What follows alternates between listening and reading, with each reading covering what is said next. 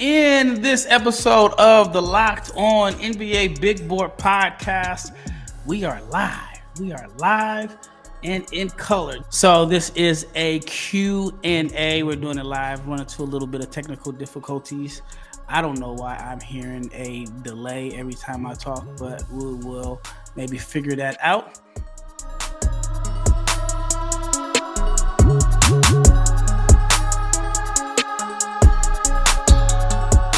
Anyway, big shout out to each and every person that has made the Locked On NBA Big Board Podcast your first listen of the day. I am your host, Rafael Barlowe, the Director of Scouting for NBA Big Board. All right, let's get right into it. Actually, you know what? I'm a little discombobulated a little bit here. Screen shaking, man. Brought to you by FanDuel. The NFL playoffs are almost here, and it is not too late to get in on the regular season action with FanDuel because right now, new customers can finish the season strong with $250 in bonus bets if your first $5 bet wins. Visit FanDuel.com to get started. Also, check out the Locked On newsletter. Your favorite Locked On NBA podcast has a newsletter. Check it out at LockedOnDaily.com.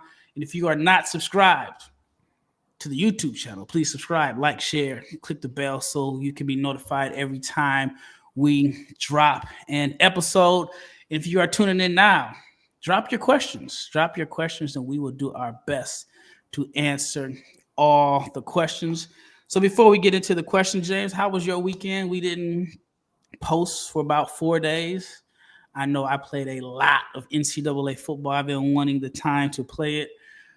Won the championship with Minnesota. That was the only team that would hire me. I was the offensive coordinator for Wake Forest. Minnesota offered me a job, came the head coach at Minnesota, won a national championship. So anyway, that was pretty much my weekend. What about you? I didn't even know it was the weekend, man. It feels like it's been Saturday for the past 6 days, but I played a lot of Call of Duty today, so I'm not messing with NCAA football right now, man. I was throwing picks last time I played, man. I was getting frustrated. It wasn't fun, so I had to chill out. Let's get to the first question, Raf. Orlando Allen. He wants to hear our opinion on the Ivicic twins, Tomislav and Zvonimir Ivicic. I'm going to go first. I like Tomislav better than Zvonimir Ivicic. Tomislav, the center for the Fighting Illini, he rebounds a bit better.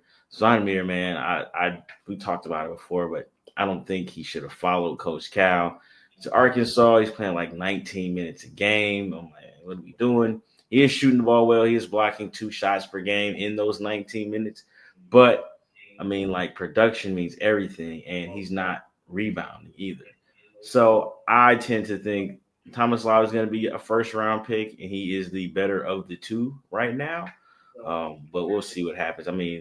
Big Z has a lot of talent still, but like I said, just the production, the minutes, it's everything that I thought was going to happen at Arkansas is happening to him.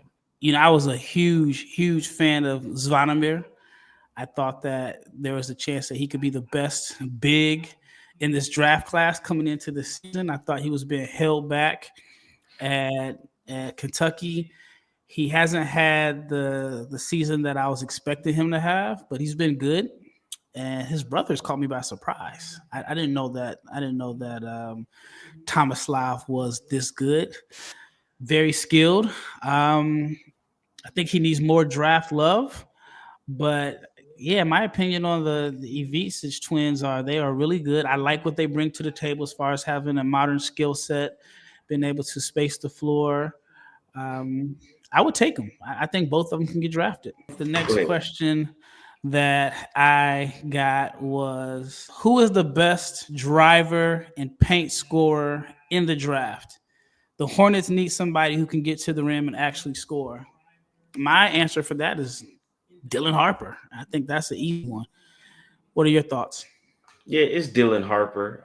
It kind of looks like the Hornets are tanking right now. LaMelo magically hurt his wrist again. I think Brandon Miller is picking up random injuries. You ain't even got to give Mark Williams a fake injury. He stays hurt. But I think a paint driver like Dylan Harper would work. I think if Dylan Harper is not available whenever the Hornets do get a draft pick, I like Jeremiah Fears. I think Fears and LaMelo Ball would be great, especially because LaMelo's not really a high free throw rate guy. I know his has gone up, but Brandon Miller is like really, really, really not a high free throw rate guy at all. So they do need somebody who can get paint touches. All right, next question. What are your thoughts on Thomas Sorber? He seems like a decent athlete, but he's a smaller five that can't shoot or really defend on the perimeter. So I think Thomas Sorber is good. I don't think he is better than. I wouldn't take him over Queen. I think he does have better like defensive numbers than Queen slightly, but I feel like Queen just brings more as far as a dynamic passer. Now, again, the assist percentages are going to be similar. I think as far as like making reads, Sorber is good, but I think there's a certain level of flash, like impact, pushing the ball up the court that Derek Queen does have that Thomas Sorber doesn't have. But also, like I know he got loose against Coppin State. And I don't know, I'm not trying to like, I mean, no disrespect to Coppin State, but like I'm not like getting too hyped up over that game. I want to see, and not just him, but everybody, like conference play is, I believe, next week around the corner. And we'll see like what is really going on with a lot of these guys. But I think Sorber is good. I have him in my top 20 right now. Yeah. I don't know if I have him in my top 20. I definitely think that he can be in the top 30. He's caught a lot of people by surprise, including myself. I didn't have him as a top 60 guy coming into the season, but he's definitely made a name for himself. I know we talked about him as he's kind of has a little bit of Jermaine O'Neal in his game, but I like him. I like him a lot. Do you think he's like a starting caliber center in the NBA? See, I don't know, but also that could be team specific. Because if you'd have told me Trace Jackson Davis was a starting caliber center in the NBA, I would have been like, yeah, I don't know. But he's starting right now for Golden State. So, I mean, it just kind of depends. And also, the center position is different. Like, do I think Clint Capella is a starting caliber center in the NBA today? No, but he still starts somehow. But it may be team specific with him. I guess that you can unlock some of the other stuff that he does have. Uh, I'm reading this next question here, Raf. It said, which NBA rookie are you praying gets an opportunity to shine come second half of the season? I would like to see Reed Shepard get a chance, but that's not going to happen anytime soon. Uh, because obviously, we talked about it. Udoka's trying to win, even though they do struggle to score. He had a lineup in, I believe, against who they just played. Was that Minnesota? He had a lineup of Jayshawn Tate, Amin Thompson was in, Fred Van Vliet, and I think it was Şengün. I'm like, who's gonna score in this lineup once they double Şengün? But it'd be nice if Reed Shepard got an opportunity to shine. I don't think it's gonna happen. My man Castle's minutes are starting to go the opposite way. But a guy that I'm high on, and I don't think he's going to get the opportunities because they're so deep. AJ Mitchell. AJ Mitchell is a hooper. Again, when you play AJ Mitchell, he plays well. Maybe he takes some of those minutes away from Isaiah Joe, who's kind of slumping. I don't know, but we'll see. What are your thoughts, Rob? I'm surprised you didn't say Rob Dillingham. I mean, I'm like a realist, man. At this point, man, it is what it is, man. They're going against the agenda, dog. You know what? We are going to take a quick break, and when we come back from the break, we will hopefully Rob figure out his audio quality, man. Man, I hear like 3 different voices. All right, let's talk about our new sponsor, which is Skylight Frames. So if you come from a big family, it can be hard and expensive to buy each one a personal gift for the holidays. Are you planning to celebrate the holidays with your friend group and you want to surprise them with something that is a bit more special and meaningful than booze? Well, we got something for you. Skylight Frames. It's easy. It takes actually takes less than 60 seconds. You can invite friends and family to easily share photos via the free Skylight mobile app. No email or subscription is required. It only takes a tap on your phone to send new photos to a frame across the country. It is the fastest and the easiest way to keep loved ones in the loop. They'll feel so much more connected to you. And right now, as a special limited time offer for our listeners, get $20 off your purchase of a skylight frame when you go to skylightframe.com/NBA. That's Skylight Frame, SKYLIGHTFRAME.com/NBA. You can get $20 off your first purchase now at skylightframe.com/NBA. All right, second segment. I am still dealing with some audio issues. Like I'm hearing like multiple voices. I think I'm going crazy over here. So I apologize for the technical issues. All right, let's get into more of the comments. All right, one says, who does LeBaron Philon remind you of? And does he do enough of the other stuff to succeed without a jumper? I think so. I think he could be a modern day Rajon Rondo. A player Stole my that, whole flow, man. nah, man, still your flow. But no, I think he could be a modern day Rondo. I think as far as just like the intangibles, it's just defending. He's got long arms. He is pass first. Even though he can't score, he can make guys better. So I like him a lot. I have him as a first round pick. Yeah, I have him in the first round too. I think I had him in the top 20. I wish the jumper was a lot better. He did shoot the ball well again tonight against like South Dakota State, I want to say. But if the shooting progresses, then I think he could be a lottery pick. A lot of things well, handles the ball, makes plays, good tempo, good pace, good finisher. But again, his biggest weakness right now is his jump shot. This next question: if Queen shoots it, do you believe in him having any star upside? Look, man, I feel like I have been here on the Queen team for some time. I think the jump shot is going to be fine. I think he is not going to bail out college defense because nobody can really stop him. So I don't see the need for him to bail out teams shooting a bunch of jumpers because, again, he just make one, shoot one, attempt one. You're going to close out on him. He's good off the dribble. He's extremely nice on the block. I mean, he basically has a lot of everything. I think Queen's star upside is going to come down to the defense. Again, that's basically his biggest concern. I think some people think that the weight is an issue, but as long as he's able to defend and get steals and get blocks, I think he has a ton of talent. I think somebody's going to pass on him because he's a little chubby and he doesn't fit that, rim runner mode, but I think he can go. Well, I think it's 50-50. I think he's going to either be really good or he's going to struggle because he may not end up in a situation where a team gives him like touches, right? And so But why I will say draft this him much. if you're not going to to me, you know exactly what he is. Like, why not select him to be that? I'm not saying you got to play through him, but he should have the same range, the same freedom to rebound, push the ball up the court, and make plays out the short row, which you should be able to do. I don't feel if you're drafting him to be a rim runner, then you are not smart. Well, I look at like Şengün. Remember Şengün's first summer league with Houston? They weren't getting him the rock. They weren't He's giving playing him with any Jalen post Green. touches. I mean, he was playing with Jalen Green. I mean, Right, people but was a Jalen Green Şengün show. had the skill set to say, like, all right, I'm gonna get a rebound. I'm taking it up the court myself. Yeah. You're not giving me post touches. I'm gonna get the ball and I'm gonna create my own. And I do think that Queen has a little bit of that in him, to where he can kind of force you in a sense to give him the ball. But even then, I felt like Ime Udoka wasn't fully sold on Şengün at one point, and Şengün just had to like take it. And so I think for Queen, I think it's like it's going to be interesting. I like him. I just think for him, it's going to like totally be based off of fit. Totally based off of fit. All right, the next question: does Ian Jackson need to win ACC Player of the Year to guarantee himself in the top 10? Local kids are rooting for him even ahead of Flag in the ACC.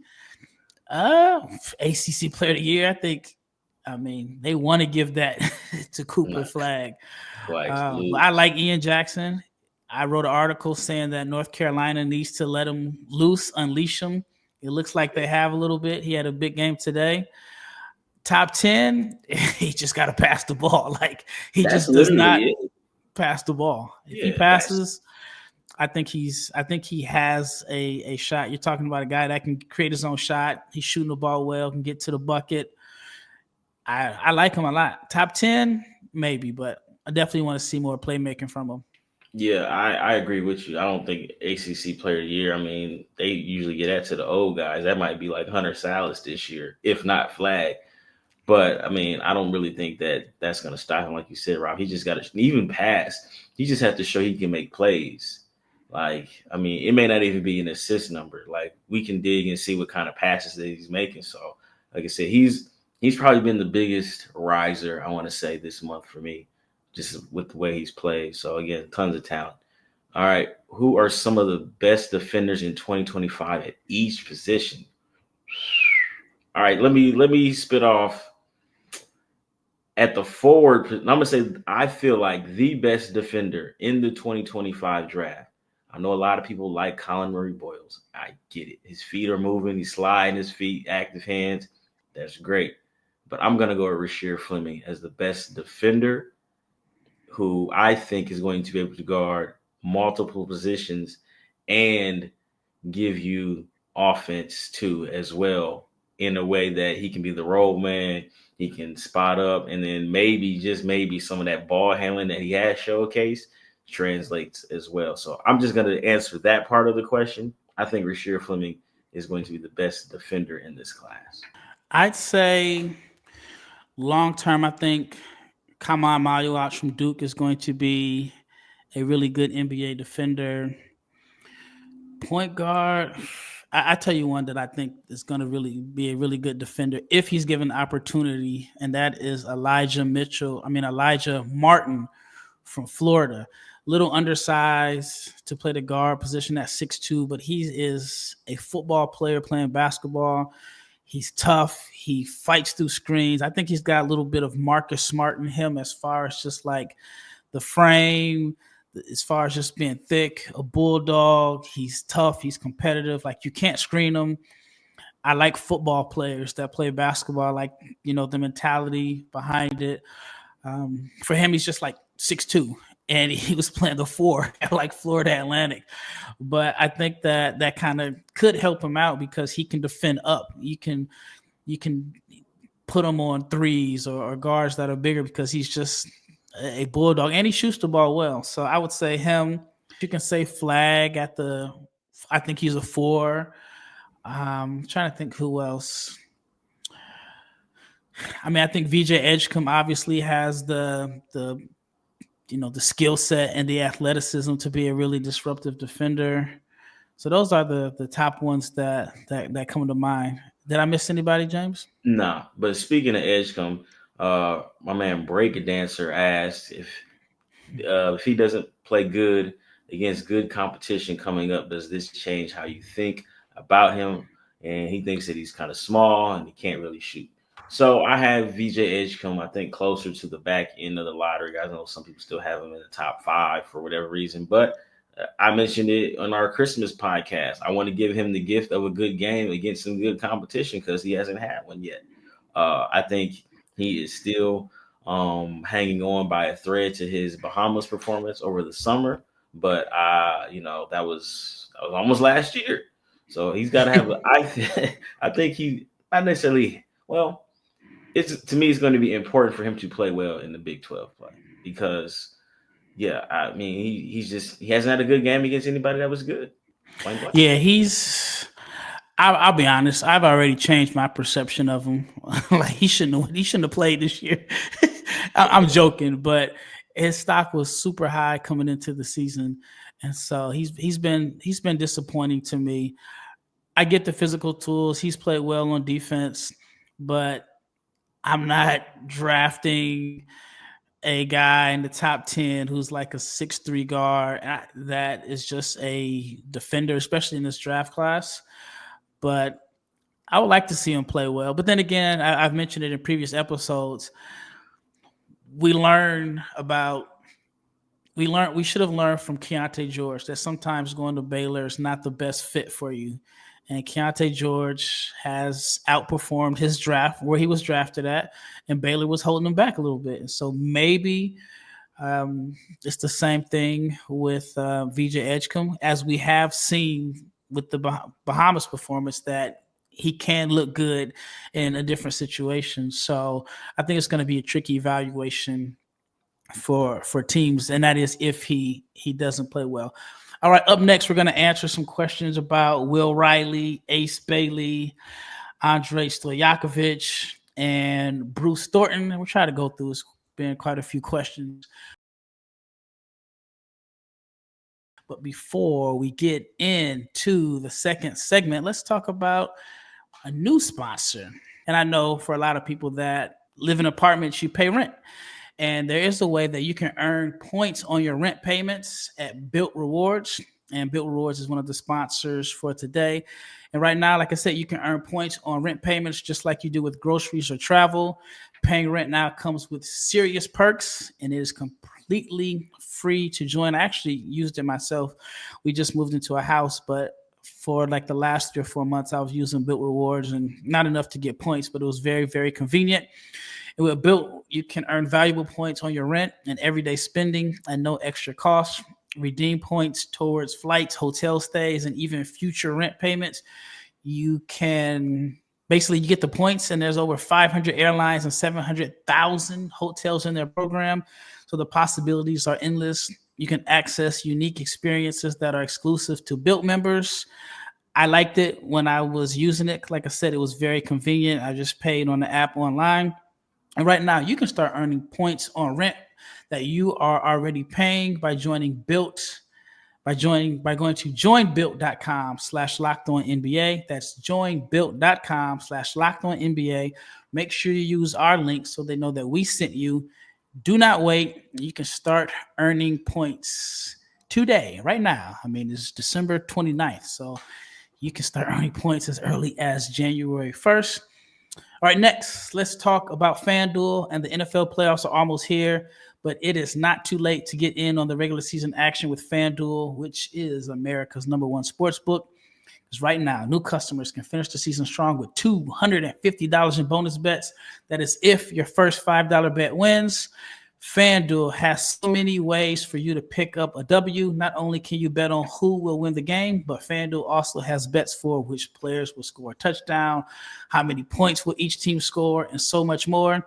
So visit FanDuel.com to join today. That's FanDuel.com for your chance at $250 in bonus bets. Make every moment more with FanDuel, an official sports book partner of the NFL.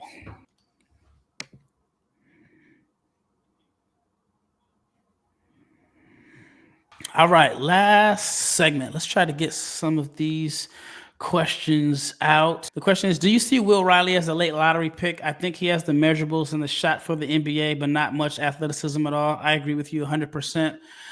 I like Will Riley now. I did not like him coming into the season, but he does have the positional size. He can shoot, got off to like a blazing hot start. He's cooled off. I mean, I didn't think the numbers were sustainable.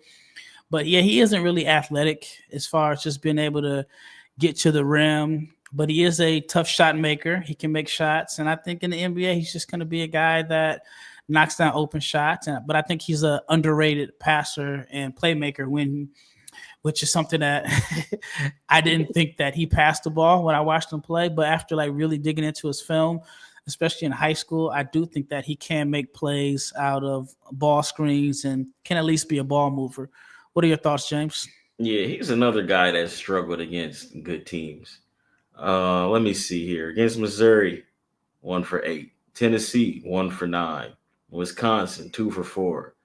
I guess Northwestern, I mean, they are in the Big 50 conference, whatever that thing is called. 4 for 12. Arkansas, 2 for 9. He can shoot. He doesn't get to the basket, but he does get fouled shooting threes. He's really, really skinny. I don't have him in the lottery, though. But again, I'm buying him as a floor spacer, rebounding 3 and D wing. But his frame scares me, and him not being able to put the ball on the ground. Like I'd almost say I like Liam over. Actually, not almost. I do. I like Liam more than Will Riley. if I wanted a three that can shoot. Yeah, that makes sense. I mean, I think Liam obviously is more physically developed. I do think Will needs to get stronger, obviously, and he has struggled in some of the bigger games. But I think if he finishes strong, he could be in that range. Okay, here's one for you. Trillium. Am I crazy for having Ace Bailey in the mid first round in the 12 to 16 range? I'm very worried about what he does consistently at an NBA level other than making tough twos. No, you're not crazy. You know why? Because I respect everybody's opinion. No matter how quote unquote crazy the opinion is, I respect everybody's opinion because there's probably somebody out there in 2015 that said Nikola Jokic is going to be an all-star. And that probably looked really crazy at that point. There's somebody out there that probably said Ryan Dunn is going to be a good shooter. So you just never know. We've seen guys, yeah, it wasn't me. We've seen guys that were, the number 2 or number 3 pick in drafts and would go in 12 to 16 range in a redraft. So I don't think that it's crazy for having them in the 12 to 16 range. Will he go in the 12 to 16 range? No, I don't think so.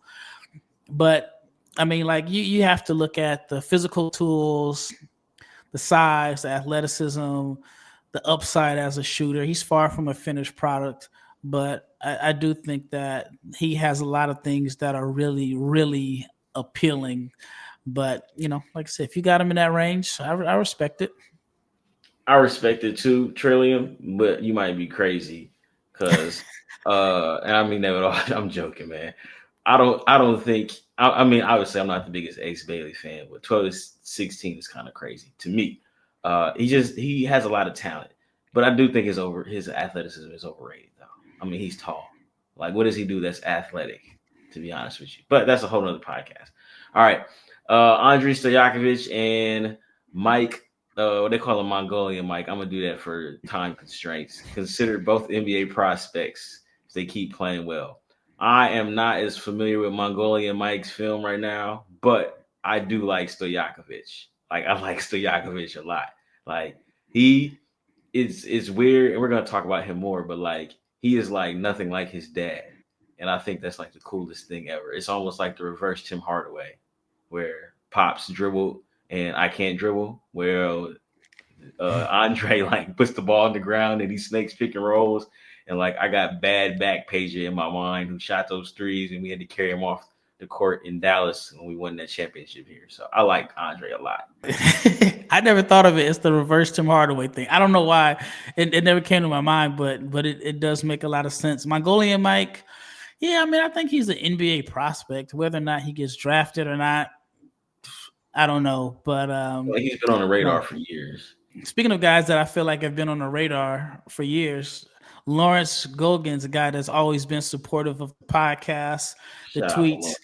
Shout out to Lawrence. He says, any thoughts on Bruce Thornton and what range could you see him landing? Bruce Thornton is having a really good year. It seems like he's been there forever. I know he hasn't. But that's because he was a freshman. But you get him confused with, at least I do. My man that transferred from Oklahoma State that was there for 1 year. He shouldn't have went to Oklahoma. He shouldn't have went to Ohio. The kid from Dallas? Yeah, the kid from Dallas. He was supposed to be like the next Marcus Smart. Isaac. Yes. Yeah. But go ahead about Bruce Thornton, Ralph. Yeah, Bruce Thornton is having a really, really good year. I just remember like when he was a freshman, he looked like a senior. But like I said, he's having a good year. John Mobley. I mean, I had some people telling me John Mobley's a lottery pick. John Mobley's the next Steph Curry. Yes, he can shoot. Yes, he can shoot the lights out. But, the NBA is tough on small guards. And even though he does have a skill set that could translate, I don't think he's a 2025 guy. I definitely could see him in 2026. But I like Bruce Thornton. And like I said, again, he's having a strong year. He's kind of like a big board disruptor in a sense. He wasn't someone that a lot of people had on their big board coming into the season. And he's making some people, at least if you're like open to change, you have to like really consider him as somebody that should be on big boards. I'm just laughing because my man Mike Jones, aka Mike Bailey, he said Ace Bailey scored 33 points in high school and 4 dribbles. That's because he can only dribble 4 times. Like that wasn't because he was also Klay Thompson. That's because he's limited off the dribble. As far as him, I know we skipped. Call it Ace Bailey has Harrison Barnes upside. And I could kind of see that. I could remember Harrison Barnes was like the number 1 player in the country. And Harrison Barnes is very limited off the bounce too. He has workout handles. But I do see Ace Bailey likes creativity. I think that's the best way to say it. Yeah. Workout handles. But Ace Bailey could end up being like Andrew Wiggins, where Andrew Wiggins averaged 25 that year in Minnesota. If you're a Minnesota fan, he averaged 25 on tough shots, limited dribbles. So maybe that's who he is. I remember Andrew Wiggins, people called him the Maple Jordan. And then I heard somebody kind of sum it up. They called him Canada Dry. They said his game is basic and boring. I mean, Andrew Wiggins is having a solid year. But Ace Bailey, 33 points on 4 dribbles. That's hilarious. I mean, I've talked to like NBA scouts about Ace Bailey, and one of the common themes is his shot diet now is not going to be what he gets in the NBA. But it's up to him to adjust. Is he going to be willing to adjust? But Harrison Barnes is actually kind of funny. Like I haven't seen that one, and I actually like the comparison because they don't physically look alike. You know what I mean? Yeah, like usually people make a comparison of guys that have the same body type and frame, and they don't have the same one. All right, here's the last one. Go ahead. How high are you guys on Common? Talking about Common Mailbag. I think he has good defensive intangibles and can be an elite rim protector. Yes, I agree with that. One of the questions I had coming into the season was how tough he was. I thought Asa Newell kind of kicked his butt at the Hoop Summit. As far wasn't no kind about that. Just kind of like just a different level of like competitive fire.